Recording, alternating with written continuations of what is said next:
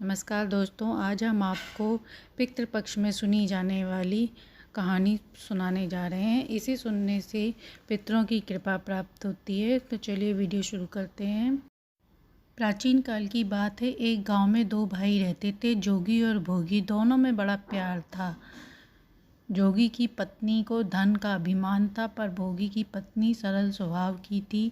जब वह श्राद्ध आया तो जोगी की पत्नी ने अपने पति से श्राद्ध करने को कहा। जोगी ने टाल दिया, परंतु उसकी पत्नी ने कहा कि यदि श्राद्ध नहीं करेंगे तो लोग बातें बनाएंगे। यह कहकर उसने अपने पति को मना लिया। उसकी पत्नी जानती थी कि अगर श्राद्ध नहीं करेंगे तो उसे मायके वालों को बुलाना और लोगों में शान दिखाने का मौका नहीं मिलेगा। तो वह बोली कि मुझे कोई परेशानी नहीं है, मैं भोगी की पत्नी को बुला लूँगी और घर का सारा काम हो जाएगा। फिर उसने अपने मायके बुलावा भेजने के लिए अपने पति को भेज दिया। भोगी की पत्नी ने रसोई का सारा काम संभाल लिया और खाना बना दिया। जब खाना बन गया तो वह अपने घर आ गई। उसे भी अपने घर श्राद्ध का काम करना था। जोगी की पत्नी ने ना उसे रोका ना वह रुकी। दोपहर हो गई थी, पितर उतर आए। उन्होंने देखा कि जोगी की पत्नी के घर वाले भोजन कर रहे थे। वह निराश होकर वहां से चली गई। फिर वह लोग भोगी के घर आए।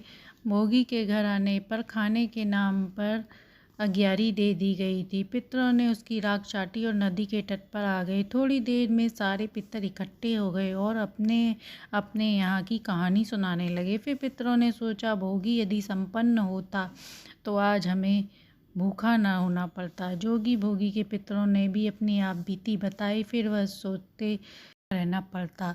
इसके बाद वह लोग सोते सोते नाचने लगे, यह कहकर कि भोगी के घर धन हो जाए, भोगी के घर धन हो जाए। शाम हो गई थी। इधर भोगी के बच्चों को कुछ खाने को न मिला। उन्होंने अपनी माँ से आकर कहा, माँ भूख लगी है। तभी भोगी की पत्नी ने कहा, जाओ आंगन में कुछ खाने को है, जो पकाया है उसमें मिले तो मिल बांट के खा लेना। जब बच्चों ने देखा टोकरी भरी पड़ी है मोहरी से, तो उन्होंने माँ को आकर बताया। माँ ने देखा तो हैरान हो गई। इस प्रकार वह भी धनी हो गया, पर धन पाकर उन्हें अभिमान नहीं हुआ। अगले साल श्राद्ध आया। भोगी की पत्नी ने 56 प्रकार के भोजन बनाकर भोग लगाया। ब्राह्मण भोज कराया, जेठ जेठानी को भी भोजन कराया। इससे पितर खुश हुए। श्राद्ध पक्ष में सुनी जाने वाली ये थी कहानी। इसे जो भी कोई सुनता सुनाता है उससे पितरों की कृपा प्राप्त होती है। वीडियो अच्छी लगी तो लाइक एंड सब्सक्राइब करें।